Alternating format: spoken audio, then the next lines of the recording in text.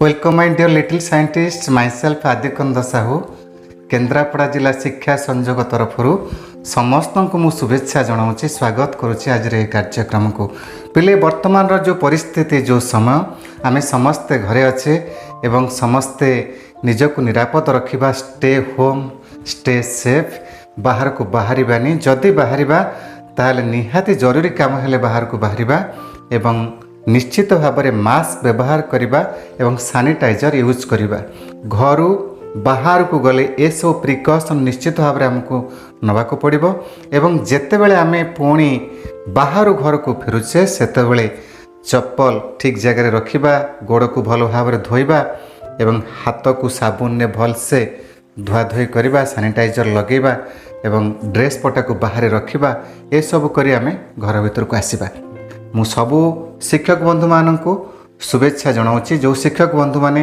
मते अपॉर्चुनिटी देइछन्ते तुम पाखरे पहुँचेबाई से पाखरे मो कृतज्ञता ज्ञापन करुछि एवं ए पाठ्यक्रम को तुम पाखरे पहुँचेबाई तुम विद्यालय जो शिक्षक अछन्ति तथा मोर समस्त शिक्षक बंधु मानक मो कृतज्ञता ज्ञापन करुछि एवं नमस्कार जनाऊँगी से माने सर्वदा प्रचेष्टा जारी रखिछन्ति तुमे घरे रही केमिति पाठ पढ़ी पारिबो पिला माने आमे प्रीवियस क्लास रे उद्भिदर जनन प्रक्रिया विषय बुझुथिले उद्भिद अलिंगी जनन और लिंगीय जनन उभय प्रक्रिया रे वंश विस्तार करिथाय आज आमे प्राणी मानकर जनन विषय रे आलोचना करिबा उद्भिद मानक परि प्राणी माने मध्य अलिंगी जनन और लिंगीय जनन दुई उपाय वंश विस्तार करि पारंती पिला माने केतेक प्राणी केवल अलिंगी जनन प्रणाली रे वंश विस्तार करुथिबा बेले आउ केतेक केवल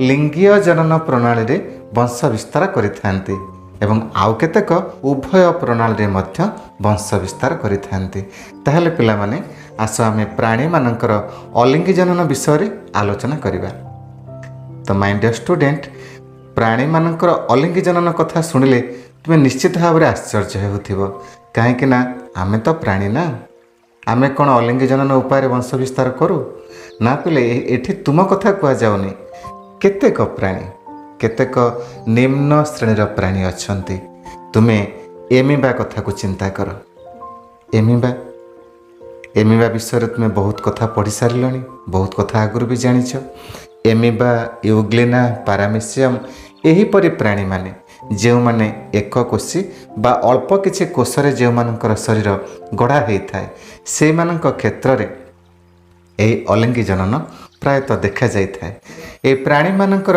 अलिंगी जनन मुख्यतः विभाजन एवं कोरगोदगम ये दुई उपाय होता है तो पिले प्रथमे मु विभाजन को नेबी विभाजन प्रक्रिया एक सरल अलिंगी जनन प्रक्रिया अटे यह को आम दुई भाग में विभक्त करिथाउ गोटे को आम द्विविभाजन कहू बा बाइनरी फिशन आ गोटे बहु विभाजन बा मल्टीप्लाई फिशन डियर स्टूडेंट द्विविभाजन प्रणाली रे वंश विस्तार करुवा प्राणीटी है एमिबा एक प्रोटोजोआन जहाँ तुम्हें आदि प्राणी बोली कही थाओ पिले अनुकूल परिस्थिति रे जेतेबेले कि तापमात्रा पाखापाखि 25 डिग्री सेल्सियस तापमात्रा थाए बाहर परिवेश अनुकूल परिस्थिति एमिबार शरीर सर्वाधिक वृद्धि हुए ये सर्वाधिक वृद्धि पर धीरे धीरे से तार कूटपाद गुड़ी को कमे निए एवं गोलाकार रूप गोलिया रूप धारण करिथाए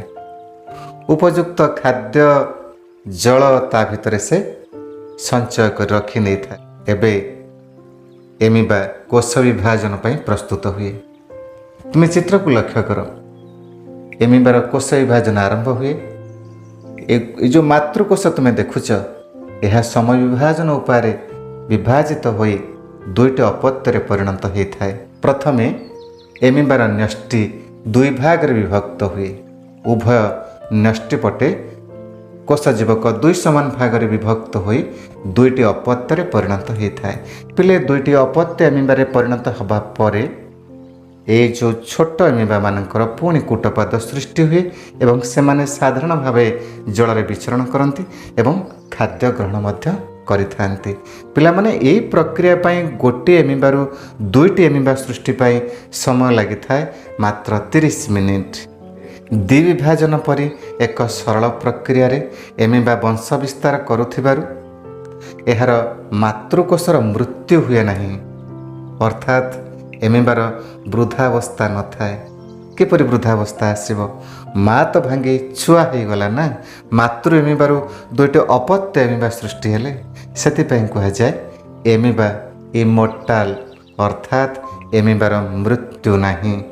ମାଇ ଡିୟର ଷ୍ଟୁଡେଣ୍ଟ, ଏମିବା ପରି ପାରାମେସିୟମ୍ ଏବଂ ୟୁଗ୍ଲିନା ମଧ୍ୟ ଦ୍ୱିବିଭାଜନ ଦ୍ୱାରା ବଂଶ ବିସ୍ତାର କରିଥାନ୍ତି। ପିଲେ ୟୁଗ୍ଲିନା ଏହା ମଧ୍ୟ ଜଳରେ ରହେ, କିନ୍ତୁ ୟୁଗ୍ଲିନା ଅନୁଦୈର୍ଘ୍ୟ ଭାବେ ଲଙ୍ଗିଚୁଡିନାଲି ଲମ୍ବ ଭାବରେ ଦ୍ୱିଖଣ୍ଡ ହୋଇ ସେ ଦୁଇଟି ୟୁଗ୍ଲିନାରେ ପରିଣତ ହୋଇଥାଏ। ତୁମେ ଚିତ୍ରକୁ ଲକ୍ଷ୍ୟ କର, ୟୁଗ୍ଲିନାର ଚିତ୍ରକୁ ଲକ୍ଷ୍ୟ କର କିପରି ଗୋଟିଏ ୟୁଗ୍ଲିନା ଦୁଇଟି ୟୁଗ୍ଲିନାରେ ପରିଣତ ହୋଇଛନ୍ତି। ବଟ୍ ପିଲେ ପାରାମେସିୟମ୍ ଅନୁପ୍ରସ୍ଥ ଭାବେ ବିଭାଜିତ ହୋଇ ଦୁଇଟି ପାରାମେସିୟମରେ ପରିଣତ ହୋଇଥାଏ। ତୁମେ ଚିତ୍ରକୁ ଲକ୍ଷ୍ୟ କର, ଗୋଟିଏ ପାରାମେସିୟମ୍ କିପରି ଦୁଇଟି ପାରାମେସିୟମରେ ପରିଣତ ହୋଇଛନ୍ତି। ତାହେଲେ ଏ ହେଉଛି ପିଲେ ଦ୍ୱିବିଭାଜନ ପ୍ରଣାଳୀରେ ବଂଶ ବିସ୍ତାର ପ୍ରକ୍ରିୟା। ତ ପିଲେ ଏବେ ଆମେ ବହୁ ବିଭାଜନ ପ୍ରଣାଳୀରେ କିପରି ପ୍ରାଣୀମାନେ ବଂଶ ବିସ୍ତାର କରିଥାନ୍ତି ସେ ବିଷୟରେ ଆଲୋଚନା କରିବା। ଏମିବା ଅନୁକୂଳ ପରିସ୍ଥିତିରେ ବା ଫେଭରେବୁଲ୍ କଣ୍ଡିସନରେ ଦ୍ୱିବିଭାଜନ ଦ୍ୱାରା ବଂଶ ବିସ୍ତାର କରିଥାଏ, କିନ୍ତୁ ଯେତେବେଳେ ପ୍ରତିକୂଳ ପରିସ୍ଥିତି ଆସେ, ଅନଫେଭରେବୁଲ୍ କଣ୍ଡିସନ୍, ପ୍ରତିକୂଳ ପରିସ୍ଥିତି, ସେହି ସମୟରେ ଏମିବା ଯେଉଁ ଉପାୟରେ ବଂଶ ବିସ୍ତାର କରିଥାଏ ତାହାକୁ ଆମେ ବହୁ ବିଭାଜନ ପ୍ରଣାଳୀ ବୋଲି କହିଥାଉ। ଏହି ବହୁ ବିଭାଜନ ପ୍ରଣାଳୀ କିପରି ବୁଝିବା। ତ ପିଲେ ପ୍ରତିକୂଳ ପରିସ୍ଥିତି ଆସିଗଲେ, ଅର୍ଥାତ୍ ଗଡ଼ିଆ ଭିତରେ ଥିବା ପାଣି ଯଦି ଶୁଖି ଆସେ କିମ୍ବା ଯଦି ବରଫ ହୋଇଯାଏ, ଅତ୍ୟଧିକ ଥଣ୍ଡା ଯୋଗୁଁ ପାଣି ବରଫ ହୋଇଯିବାର ସମ୍ଭାବନା ଥାଏ, ତାହେଲେ ଏମିବା ତାର କୂଟପାଦ ଗୁଡ଼ିକୁ କ୍ରମଶଃ ସଂକୁଚିତ କରିନିଏ, ୱିଡ୍ର କରି ନେଇ ଆସେ ଏବଂ ସେ ଗୋଲ ରୂପ ଧାରଣ କରେ ଏବଂ ତା ଚାରିପଟେ ଏକ ଦୃଢ଼ ଆବରଣ ତିଆରି କରେ, 3 ସ୍ତର ବିଶିଷ୍ଟ ଆବରଣ ତିଆରି କରେ, ଯାହାକୁ ଆମେ କୋଷ୍ଠିକା ବୋଲି କହିଥାଉ। ଆରି ଭିତରେ ଉପଯୁକ୍ତ ଜଳ, ଖାଦ୍ୟ, ଯାହା ଯାହା ତା ପାଇଁ ଆବଶ୍ୟକ, କିଛି ଦିନ ବଞ୍ଚିବା ପାଇଁ ଯାହା ଯାହା ଆବଶ୍ୟକ ସେ ସଞ୍ଚୟ କରିନିଏ ଏବଂ ତାରି ଭିତରେ ତାର କୋଷ ବିଭାଜନ ପ୍ରକ୍ରିୟା ଚାଲୁ ରହିଥାଏ। ଏମିବା ଭିତରେ ଥିବା ନ୍ୟଷ୍ଟି ବହୁ ଭାଗରେ ବିଭକ୍ତ ହୁଏ। 1 ରୁ 2, 2 ରୁ 4, 8, 16, 32 କେବଳ ନ୍ୟଷ୍ଟି ଗୁଡ଼ିକ ପ୍ରଥମେ ବିଭାଜିତ ହୋଇଯାଏ ଏବଂ ପରେ ପରେ କିଛି କିଛି କୋଷ ଜୀବକ ପ୍ରତ୍ୟେକ ନ୍ୟଷ୍ଟି ଚାରିପଟେ ଆବୃତ ହୋଇ ରହିଥାଏ ଏବଂ ଯେତେବେଳେ ଫେଭରେବୁଲ୍ କଣ୍ଡିସନ୍ ଆସେ, ଅନୁକୂଳ ପରିବେଶ ଆସେ, ଅର୍ଥାତ୍ ବର୍ଷା ଯଦି ହୁଏ ବା ହଟ୍ ସିଜିନ୍ ଯଦି ପଳେଇ ଆସେ, ଯେଉଁ ଜାଗାରେ ବରଫ ହୋଇଯାଇଛି ପାଣି ଯଦି ହଟ୍ ସିଜିନ୍ ପଳେଇ ଆସେ, ତାହେଲେ ପୁଣି ଏମିବା ଏ କଠିନ ଆବରଣଟି ଜଳ ସଂସ୍ପର୍ଶରେ ଆସି ମିଳିଯାଏ ଏବଂ ଅନେକ ଗୁଡ଼ିଏ ଏମିବା ଏକାଥରେ ବାହାରକୁ ବାହାରିଥାନ୍ତି। ଏ ଉପାୟରେ ବଂଶ ବିସ୍ତାରକୁ ଆମେ ଏମିବାର ବହୁ ବିଭାଜନ ପ୍ରଣାଳୀ ବୋଲି କହିଥାଉ, ମଲ୍ଟିପ୍ଲାଏ ଫିସନ୍। ଡିୟର ଷ୍ଟୁଡେଣ୍ଟ, ଏମିବାର ଏହି ପ୍ରକାର ବହୁ ବିଭାଜନ ଜନନ କ୍ରିୟାକୁ ସ୍ପୋରୁଲେସନ୍ ମଧ୍ୟ କୁହାଯାଇଥାଏ।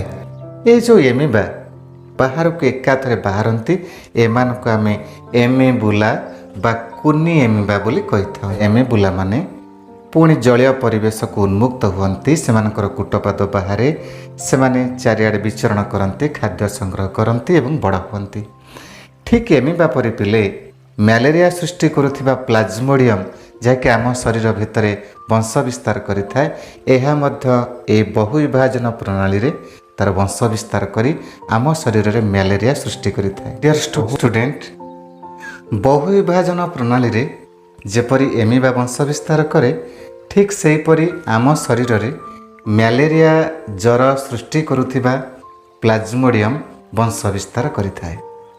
ତ ପିଲେ ତୁମେ ଜାଣିଛ, ମାଇଏନୋଫିଲିସ୍ ମଶା ଯଦି ଆମକୁ କାମୁଡ଼େ, ବଟ୍ ନଟ୍ ସବୁ ମାଇଏନୋଫିଲିସ୍ ମଶା, ସଂକ୍ରମିତ ମାଇଏନୋଫିଲିସ୍ ମଶା, ସବୁ ଏନୋଫିଲିସ୍ ମଶା ନୁହନ୍ତି, ସଂକ୍ରମିତ ମାଇଏନୋଫିଲିସ୍ ମଶା ଯଦି ଆମକୁ କାମୁଡ଼ିଥାଏ, ଅର୍ଥାତ୍ ଯେଉଁ ମାଇଏନୋଫିଲିସ୍ ମଶା ଭିତରେ ପ୍ଲାଜମୋଡ଼ିୟମର ସ୍ପୋରୋଜୋଏଟ୍ସ ରହିଥାଏ ବା ତା ଲାଳ ଭିତରେ ପ୍ଲାଜମୋଡ଼ିୟମର ସ୍ପୋରୋଜୋଏଟ୍ ଥାଏ, ସେହି ମଶା ଯଦି ଆମକୁ କାମୁଡ଼େ ତାହେଲେ ସ୍ପୋରୋଜୋଏଟ୍ ଆମ ରକ୍ତରେ ପ୍ରବେଶ କରେ ଏବଂ ଏହା ରକ୍ତ ପ୍ରବାହ ଜରିଆରେ ଲିଭର ବା ଯକୃତରେ ପହଞ୍ଚେ।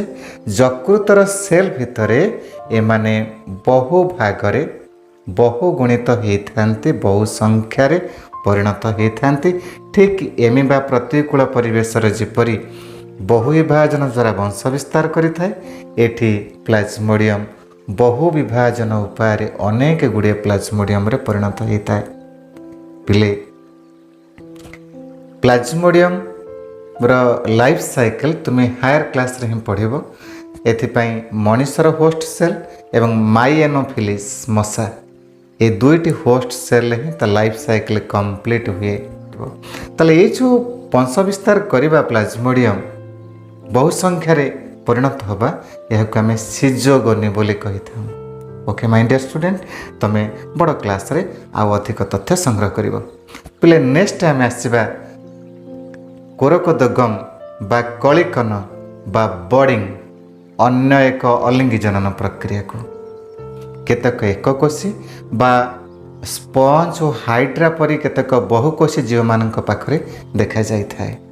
ତ ଏବେ ଆମେ ହାଇଡ୍ରା କିପରି କୋରକୋଦଗମ ଉପାୟରେ ବଂଶ ବିସ୍ତାର କରିଥାଏ, ଆସ ଆମେ ବୁଝିବା।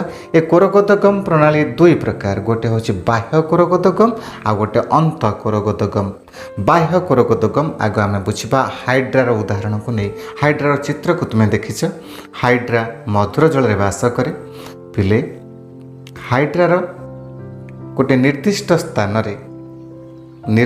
ସ୍ଥାନରେ ଆବୁ ପରି ଫୁଲିବା ଅଂଶଟିଏ ଦେଖାଯାଇଥାଏ।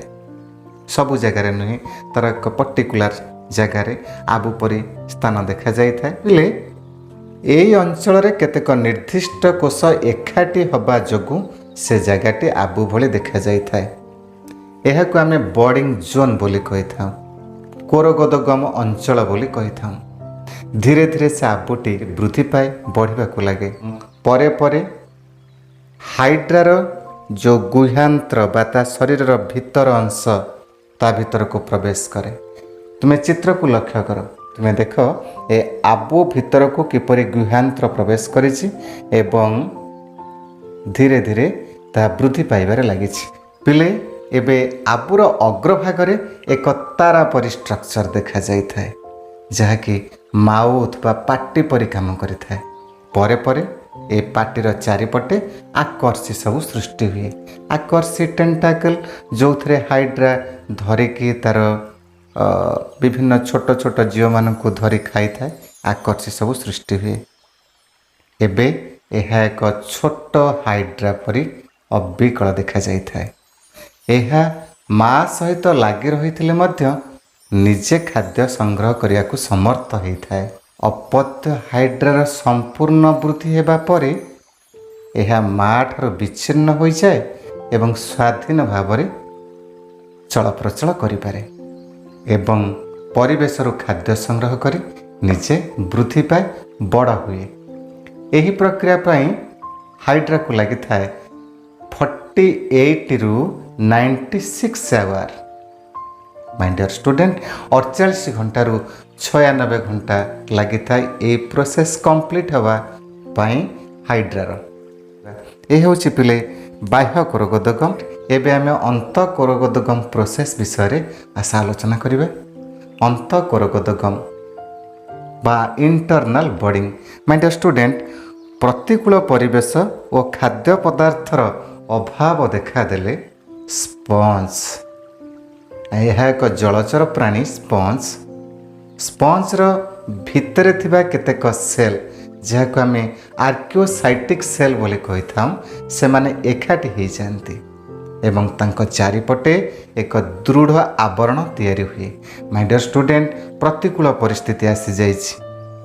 ହୁଏତ ପାଣି ଅଧିକ ସାଲାଇନିଟି ହୋଇଥାଇପାରେ, ଅଧିକ ଲବଣାକ୍ତ ହୋଇପାରେ ବା କୌଣସି ପ୍ରତିକୂଳ ପରିସ୍ଥିତି ଆସିଛି ଯେଉଁଠାରେ ସ୍ପଞ୍ଜ ବଞ୍ଚିବା ପାଇଁ ଅସମ୍ଭବ ହୋଇପଡ଼ିଛି। ସେହି ସମୟରେ स्पंजर अंतर्भागर केतेक सेल केतेक आर्कियोसाइटिक सेल एकाठी हेबे एवं तांको चारिपटे आवरण सृष्टि हेब। ए स्ट्रक्चर को आम गेमा बा गेमुल बोली कही था। ए गेमुल गोटे स्थान रे छोट रंध्र थाए जहाँ आम माइक्रोपाइल बोली कही था। जेतेबेले अनुकूल परिवेश आसे ए आर्कियोसाइटिक सेल गुड़िक माइक्रोपाइल दे बाहर को बाहरी आसती एवं नूतन स्पंज रे परिणत होती। ए उपाय वंश विस्तार को आम गेमुलेशन बोली कही था बा अंतःकोरकोदगम बोली कही था। इंटरनाल शरीर भितर एक कथाटी घटे किंतु हाइड्रार शरीर बाहर एक कथाटी घटे। से शरीर बाहर बाह्य कोरकोदगम उपाय हाइड्रा वंश विस्तार करुवा बेले स्पंज अंतःकोरकोदगम उपाय वंश विस्तार करिथाए। माय डियर स्टूडेंट, आमे पुनरुद्भवन विषय किछि बुझिबा। पहिले पुनरुद्भवन एक अलिंगी जनन प्रोसेस बा अलिंगी जनन प्रक्रिया अंतर्भुक्त नुहे। यह गोटे स्वतंत्र व्यवस्था। जदि कौन से अंग कटि जाइए से जगार पुणी से अंगटी पुनरुत्थान हवा पुणी देखादबा या आम पुनरुद्भवन प्रोसेस बोली कही था। पिले हाइड्रार शरीर जदि कटि जाए कटा जाइथिबा अंश प्रथम अंश आउ खंडे अंश सृष्टि हेब एवं द्वितीय अंश पुणी खंडे अंश भी सृष्टि हेब। यह किपरि संभव हुए केमिति हुए ना सेठी एक प्रकार सेल थांती जो मान को आम टोटिपोटेंसी सेल बा पूर्ण विभवी कोष बोली कहू। ए पूर्ण विभवी कोष माने संपूर्ण अंगटी को तैयारी करि पारिबे। ए टोटिपोटेंसी सेल सेठी थिबारु जो अंशटी हाइड्रा कटिगला से अंशटी पुणी सेठी तैयारी हो जाए। यह प्राणी शरीर पर निहाती आवश्यक होता है। आम हाइड्रा को जदि काटिदबा तार तल अंश रे उपर अंश सृष्टि हेब उपर अंश रे पुणी तलपट अंशटी सृष्टि हेब। ये कहीं सृष्टि है ना से टोटिपोटेंसी सेल अच्छी जो बा पूर्ण विभवी कोष अच्छी जो माने कि सब प्रकार सेल तैयारी करि परिबे। तेणु ये हूँ पिले पुनरुद्भवन प्रोसेस। मु आशा करुच्ची निश्चित भाव में तुम लेसन टी भल भाव बुझी जदि किसी प्रोब्लेम हुए किसी कन्फ्यूज हुआ किसी बुझार असुविधा हुए ताले निश्चित भाव में कमेंट बॉक्स रे कमेंट लिख। मु निश्चित तुम पाखरे तुम प्रश्नर उत्तर पहुँचापी चेष्टा करी एवं शेष में मोर जो बंधु मैंने मते ए सुजोग देइछन्ते तुम पाखरे पहुँचाइबा पई सेमानक पाखरे मु कृतज्ञता ज्ञापन करुछि। धन्यवाद।